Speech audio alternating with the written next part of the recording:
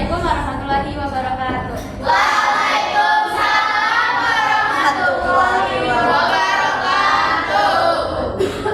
Kami dari kelompok 3 akan menampilkan sebuah presentasi tentang komunikasi kantor dan komunikasi lisan. Perkenalkan, nama saya adalah Syarira Putri selaku sebagai moderator. Lalu ada Khairul Mubika Angga, ada Anindita Silvia Putri, ada Bunga Khairani, ada Lintang Arianti, dan juga Kanisa Aulia Putri. Presentasi pertama yaitu tentang komunikasi kantor yang akan disampaikan oleh Khairus. Komunikasi kantor adalah proses komunikasi yang diawali dengan penyalinan ide, pengolahan data yang menjadi informasi serta penyampaian pesan dari satu pihak pada pihak lainnya. Selain itu juga dapat diartikan sebagai penyampaian informasi dari satu pihak yang berwenang kepada pihak lainnya yang terjadi dalam suatu kantor atau perusahaan. Semakin efektifnya komunikasi, semakin baik pula suasana dalam kantor. Yang kedua ada fungsi komunikasi kantor ada fungsi dibagi menjadi 4. Yang pertama adalah kontrol. Kontrol itu untuk mengontrol para pegawai atau karyawan dengan menanyakan ulang deskripsi pekerjaannya. Yang kedua ada motivasi, digunakan untuk meningkatkan semangat kerja para karyawan agar semakin yang terjadi dalam suatu semakin lebih giat lagi untuk bekerja. Yang ketiga itu emosi, tujuannya untuk berinteraksi kepada lingkungan sosial.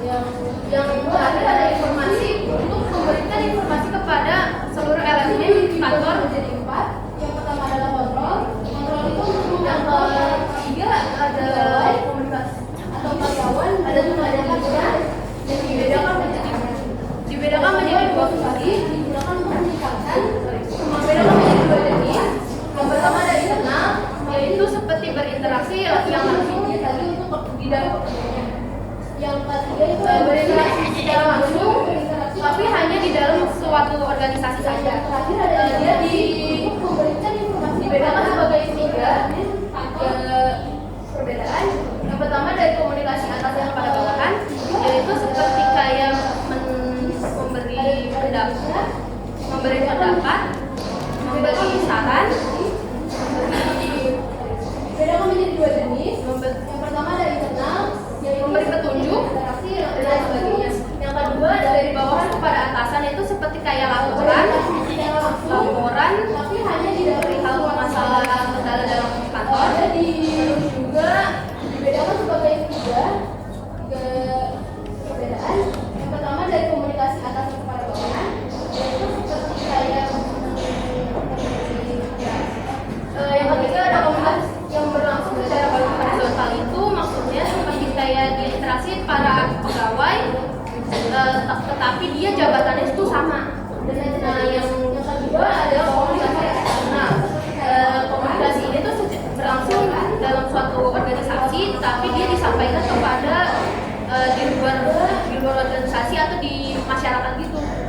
Dia memiliki 2 fungsi. Yang pertama ada fungsi keluar untuk dia mendapatkan dukungan dari masyarakat. Yang kedua ada dalam yang mengetahui untuk mengetahui tanggapan masyarakat tentang kegiatan yang sudah dilaksanakan oleh aparat di organisasi itu sama. Nah, yang kedua adalah komunikasi eksternal. Komunikasinya itu langsung dalam suatu organisasi, tapi disampaikan kepada di luar organisasi atau dari masyarakat agar dia memiliki 2 fungsi. Yang pertama ada fungsi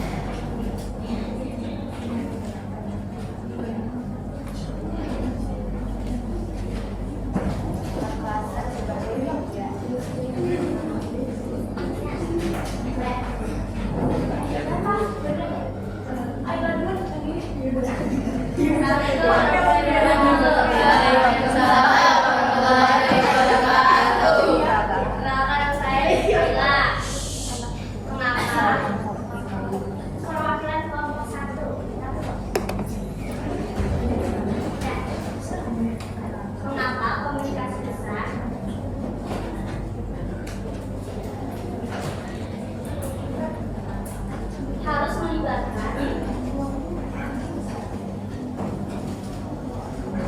interaksi yang intens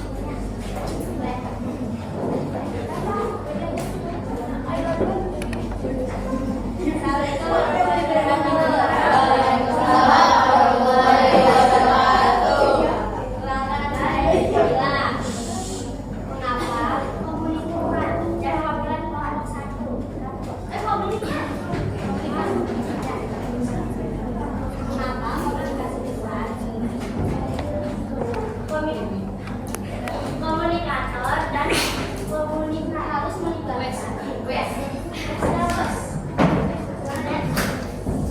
interaksi yang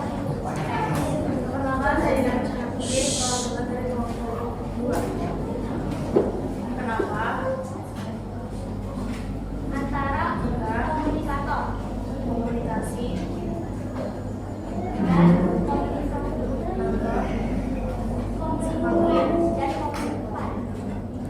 dan komunikator